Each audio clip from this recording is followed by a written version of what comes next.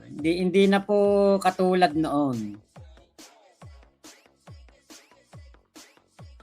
Noon talaga napakasaya ng ano, ng kahit umalis kami noon no, Ate May. Grabe ang ano noon, ang bardagulan talaga. Eto, puntahan natin muna tong para makapag-topic tayo. Wala yan si Alex, bobo malalayan. Yun nga Ate Mayet, kasi walang dating si Alex din kasi hindi matalino makipaglaban. May pera, pero hindi matalino makipagbardagulan. Inaano lang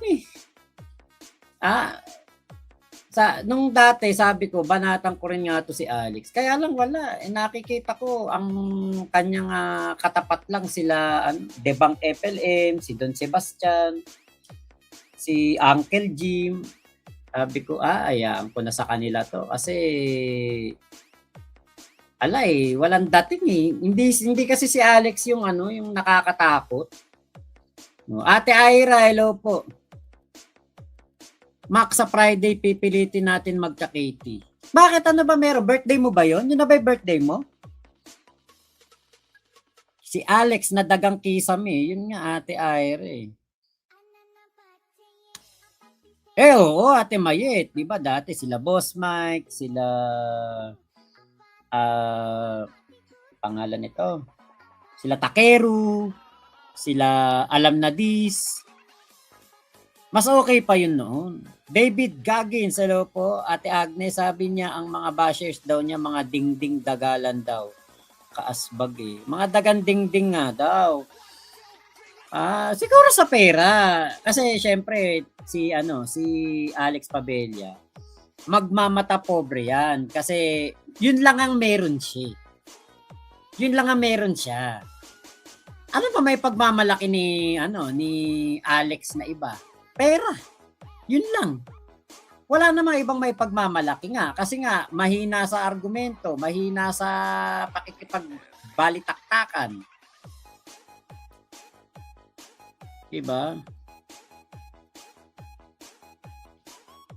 Kaya po nadadali siya nila Don Sebastian, nila Debang FLM kasi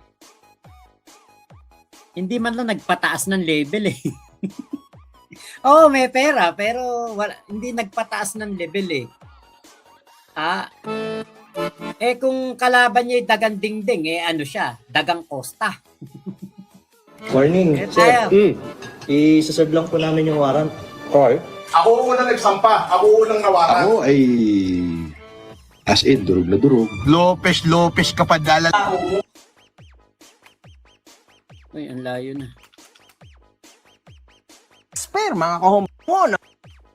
Una, alam ko Paano yun, Norms? Ginagamit ka lang daw pala ni Alex. Ganon? Hindi naman? Mabuting part. Si Kulaongan talaga nang gagamit diyan kay Alex. Yun talaga yun. Si Kulaongan nang gagamit diyan. Kaya nga dumikit si Kulaong diyan kay Alex Pabella kasi gagamitin niya yan. Kaya lang syempre si Alex din ay hayok sa kasikatan at gusto nga magpakilala. Kaya naggagamitan na sila. Partner naman yan sa Alex. PLM, kaya talaga nila yon kasi si PLM unang-una, alam ko ugali nung mahina din ang dibdib noon. Mabuting partner yan. Mabait ang pagkatao niyan. Bukod sa mahina ang dibdib noon, wala siyang capability na ganun kakwan sa akin. At may bayag. Yung pangalawa, wala siyang political power. Wala siyang political power. Niya kaya. Yan, si Nakasper, kaya ninyo yan. Oo. Yan, si PLM, baka kayahin pa ninyo. Oo. Pero ako, mahirapan kayo sa akin. Lakas ni Alex. So what's up sa mga kahombre ko dyan? Makagagawa up man naman nga pala to. At syempre mga kahombre ko, alam nyo na, today is the day kung saan natin kung tatalakayin ng isa na naman sa mga matitindihong katarantaduhan ng mga tropa ni Norman Mangusid. Mga kahombre ko, wala pa naman si Norman. Pero later on, for sure, babalik si Norman. Kaya dapat ko, ang ating fanbase ay ready for him kasi hindi na uubra to. Dahil aapak-apakan natin si Norman, mga kahombre ko, nang paulit-ulit. Oo. Hinahanap nyo ba ako sa Facebook? Ito na ang bagong interview ni Casper, mga kahombre ko. Nagkaroon ho ng post si The Kings kung saan makikita natin itong kasama si Casper, mga kahombre ko. At meron siyang caption na, hindi man ako makapagpakain ng mamahaling steak at tubig na aquapana, kung anong meron ako, yun lang kaya kong ibigay. Ang mahalaga, maging totoo tayo sa bawat sasabihin natin. Ang paghingi ng tawad ay hindi kaduwagan at ang pagtanggap ng pagkakamali ay hindi kayang ituwid ng isa pang pagkakamali. Abangan ang mga susunod pang mga kabanata. Tao lang po tayo na marunong magpatawad. So, kumbaga dito, mga kahombre ko, no, sa totoo lang, na-clarify naman na namin to sa between sa aming samahan, mga kahombre ko, no, na kumbaga si The Kings ay pinapatawad si Casper sa nagawa ni Casper sa kanya. Huwag niyong kakalimutan, ang dami ring kabalbalan at kasinungalingan na pinagsasabi ni Casper kay The Kings. Sample na lang yan, si Daking. Dakingan ba yan? Si Gaya-Gaya, yung kalbo. Yan pa lang eh. Kung matinong tao yan, binigyan ng 100 sack. Anong ginawa? Kinilo-kilo. Kitang-kita nyo naman sa video, per kilo-kilo yung binibigay niya. Di ba? Sino kaya scammer? Di ba? Siguro mas scammer yun. Yung talit na nangalang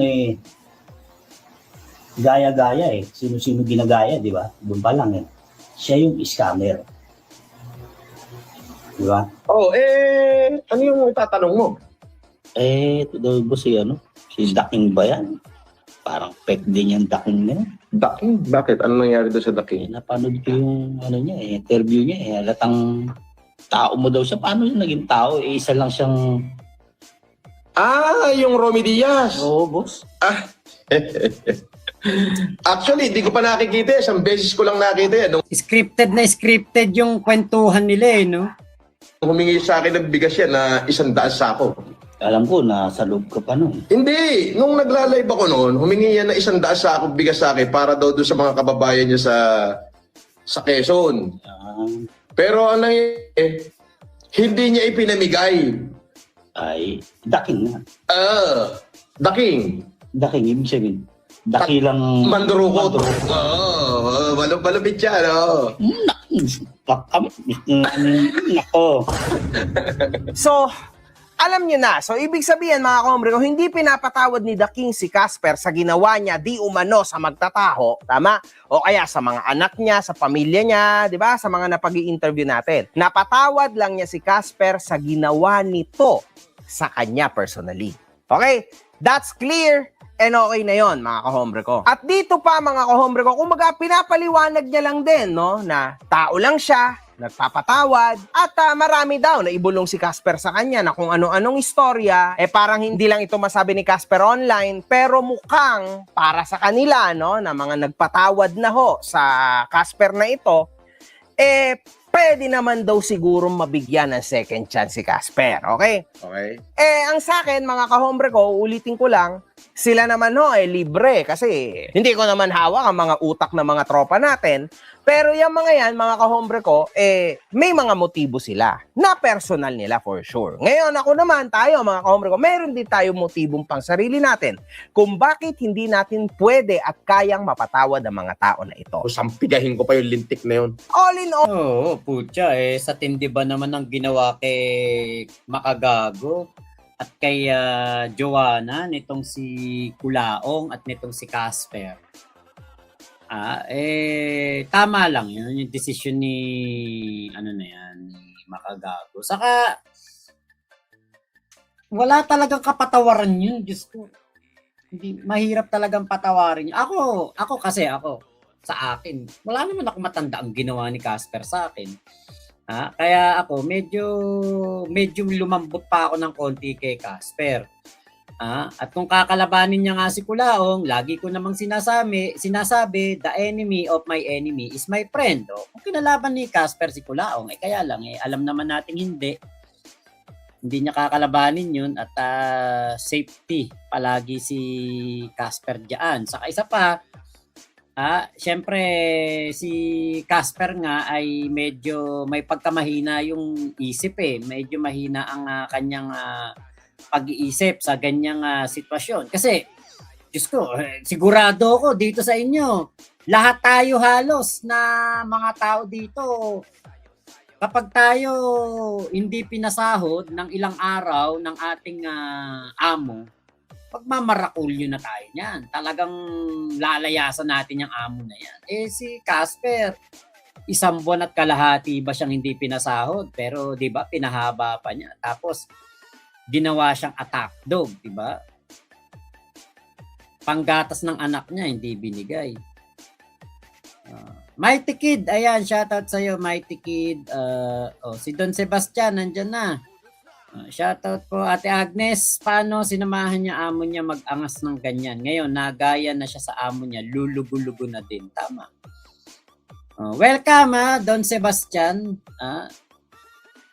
Sabi ni Ate The Modern Parents, Paris Francie. Ravenclaw, hello po. Ayan. Mighty Kid. Tolmak, sa tingin mo ba may nagbibigay pa rin ng pera sa mga OFW na tanga kay Norman? Parang wala na naman na siguro.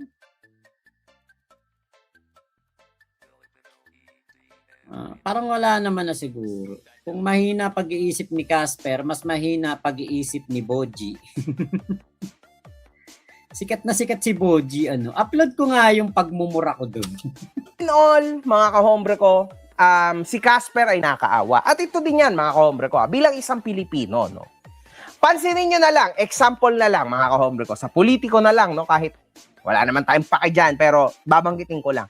Maraming mga senador o kung sino-sino man, mga kahombre ko, kongresista, na nagiging somebody sa politiko kahit nakulong na, kahit ganito, kahit ganyan.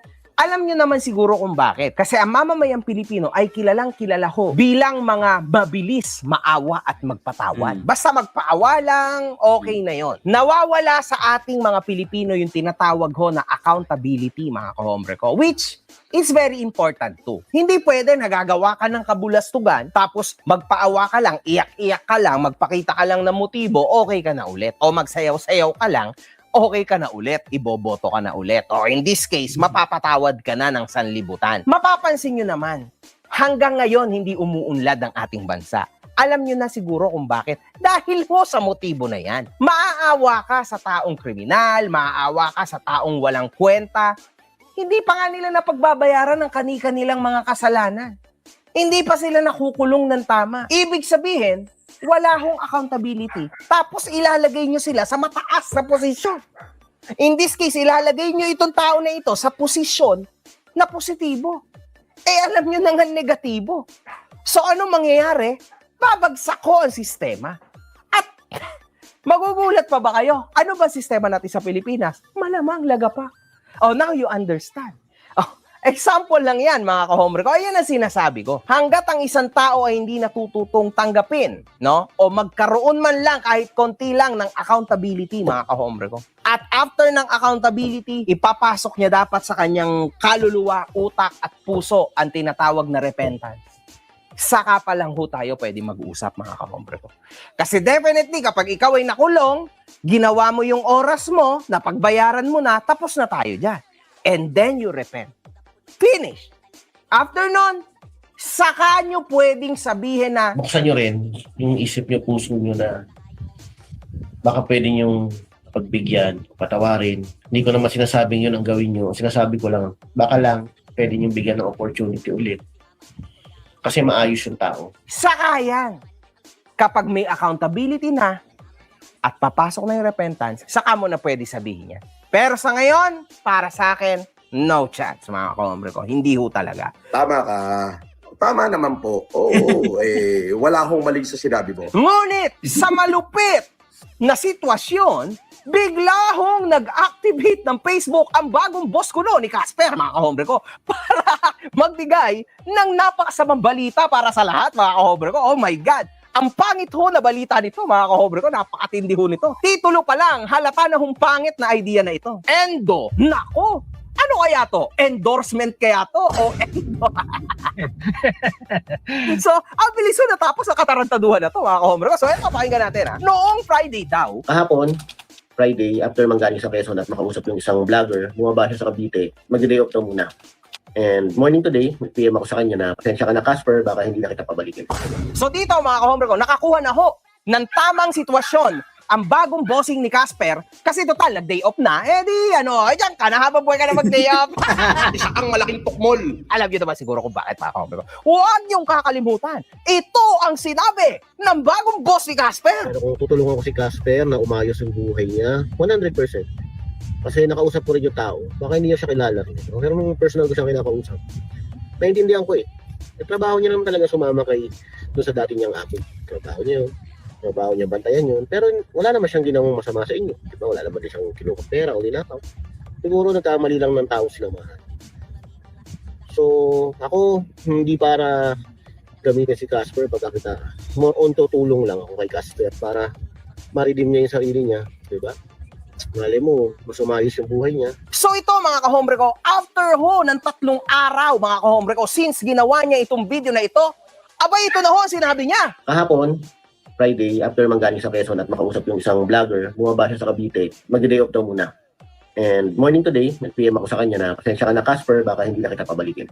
So yun nga mga kahombre ko, ngayon hindi na bumalik si Casper at wala na kung siyang trabaho mga kahombre ko. So natapos na dito ang issue mga kahombre ko kasi nakakatawa, no?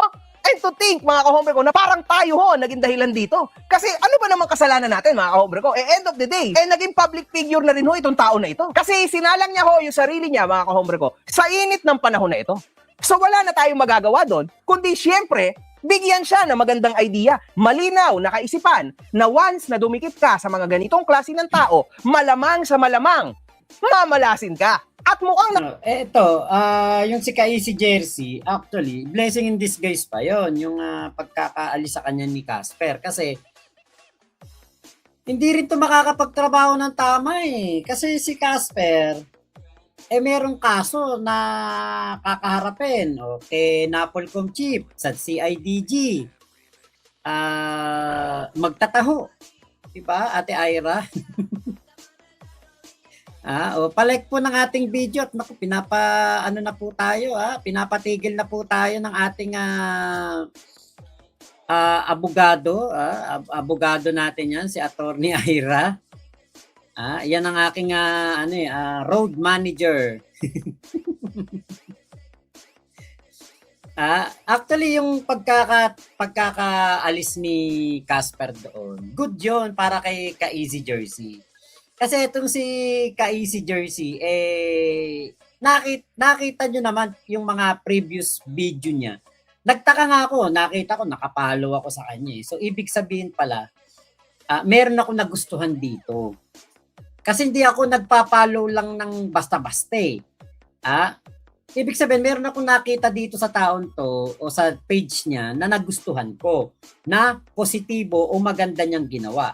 Ngayon, nung nag-like ako, nag-follow ako, ibig sabihin, meron tong kabutihan na nagawa. Maganda yung ginawa niya kay Casper, may kabutihan, kaya lang, para sa kanyang pansariling kalagayan, masama, pangit. Bakit? Biruin mo, tatanggapin mo si Casper, ang dami mambabash sa'yo. Tapos, yung tinanggap mong tauhan, apakaraming kaso, nakakaharapin. Mabuti na rin talaga yun. Para kay Ka-Easy Jersey, ano na yun. Maganda na yun na hindi na niya tinuloy ang pagpapatrabaho kay Casper. ang nakaramdam ho ng malas ito. Kasi mga kahombre ko, tulad nga ng yabang niya, eto daw ang kanyang negosyo. So, unang-una, hindi mo naman kailangan pasikatin ng negosyo ko. Ang negosyo namin ay 9 years na ngayon. Sabihin 9 years na with almost 500 employees. So, meron kaming shop, meron kaming production area sa Isabela, Meron kami sa Pangasinan, meron kami sa La Union, meron kami sa Pampanga, Nueva Ecija, etc. Lahat-lahat ng aming branches na production sa 30. Actually, to be exact, 33 kasi may ina-open pa kaming Antipolo, may open pa kaming Marikina, may kaka-open ng Zambales. So iniyabang niya na marami daw siyang branches, mga kahombre ko. So okay lang naman yan na marami kang branches. Now, ang tanong, with Casper on your side, with this kind and type of hype na binild mo sa sitwasyon na ito, sa tinulungan mo uno si Casper, sa sitwasyon na ito, makakatulong ba yan sa negosyo mo? Initially, parang oo kasi kaya mo nga siya tinanggap eh. In fact, alam mo na mainit to sa Napolcom. Anong ginawa mo? Ito yung sinabi mo. Guys, naisip ko lang, no, paano kaya kung mag-hire tayo ng parang bodyguard? Yung bang sikat na bodyguard dati ng vlogger, yung babantayan ka 50 meters away. Paano kaya kung i-hire ko siya na bodyguard natin? Ubra kaya yun? O, kung sino makahula, kung sino siya, i-comment nyo dyan, pipili tayo ng winner, ha? Ibigyan natin ng premyo yung makakahula kung sino yung magiging kasama nating bodyguard. Hindi ba? So in short, parang kinakalaban mo pa ang Napolcom sa sitwasyon na ito. Kasi alam mo na nagkaso na ang Napolcom dyan dahil sa pagpepeke niya na siya'y security. Ngayon, ito yung sinabi mo. Paano kaya kung i-hire ko siya na bodyguard natin? O, di ba? Ngayon, kaibigan, unfortunately for you, nanonood sa akin si Commissioner Kalinisan. Madalas, lalo na sa issue na ito. So ngayon, even yung sinabi mong salita na yan ay magiging ebidensya sa korte ng CIDG tungkol kay Casper. Kasi ano nangyari? Later on, hinire mo siya. Ito ang sinabi mo. Guys, naisip ko lang, no, paano kaya kung mag-hire tayo ng parang bodyguard? Yung bang sikat na bodyguard dati ng vlogger. O, di ba? Baka makasuhan pa to ah. Tapos papakita mo, later on, na ang trabaho talaga ni Casper sa'yo ay ganito. Kumusta bagong work? Boss lang, boss. Hindi ka ba napapagod? Sama yung boss. Kaso, may nasabi ka na hinire mo siya kuno para maging security mo. Ayun lang. Ayan ang sinasabi ko sa inyo. Before entering something, huwag kayong masyadong nagmamadali. People may do live, people may do certain things para lang makapasok sa bulilyaso na sitwasyon na ito. Di ba? Dapat, bago kayo pumasok, kung ang iniisip nyo lang ay magpa-hype, tigilan nyo na lang yan. Kasi dapat inaalam nyong mabuti kung ano ba ang sitwasyon na ito. Gaano na ba kalalim ito? Hindi naman entra ang ahensya ng gobyerno kung ito ay mababaw lang. Dapat alam mo yan. Ang mga tao na dapat entra o makiki-vibe or makiki-hype dito, dapat yan automatically nakapag-isip ng malinaw. Kasi kung hindi ka nakapag-isip ng malinaw, manahimik ka na lang, continue mo na lang ang negosyo mo. So ngayon, sa halip na na-promote mo ng ayos sa maganda ang iyong magandang negosyo, as you said, ano ang kinalabasan? Ang kinalabasan, pangit na marketing para sa'yo. Hindi mo yan naisip. Tama? Lately mo na lang yan naisip. Kaya huwag ka mang sisisi because this is all you. Nilagay mo na yung sarili mo sa online, everybody can comment. Everybody can react on your videos. Kasalanan mo. And most probably, na-feel mo na pangit na publicity pala talaga si Casper sa negosyo mo. Kaya mo siya binitawan. Iyan ang totoo. Sa kay Casper at sa pamilya niya, pasensya na kayo, sinubukan ko na tulungan kayo at makapag-work ulit para sa pamilya nyo, sa kabuhayan nyo. Unfortunately, na-bash tayo, sinasabing ginagamit ko lang kayo para pagkakitaan and whatsoever. Anyway, mukhang marami ka pang need muna na ayusin ng mga problema. And after that, let's see. So again, kung na-video ko si Casper habang nag-work. Ang laki ng ang laki ng problema ni Casper. Ito, may nagpapakamusta nga pala kay Casper, si Merlinda Canyosa. Ang alam ko, taga Cavite din yan. Galing ako doon kanina. Sino kaya yun?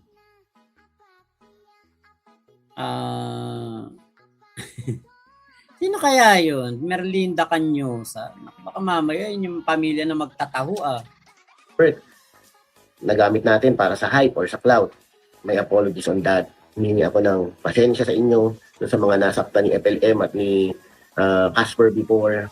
Hindi naman ganun ang intensyon ko. So dito, umami naman siya, mga kahombre ko, sa isang banda na mali talaga siya. Tama? At humingi din naman ng pasensya sa mga pinangakuan niya.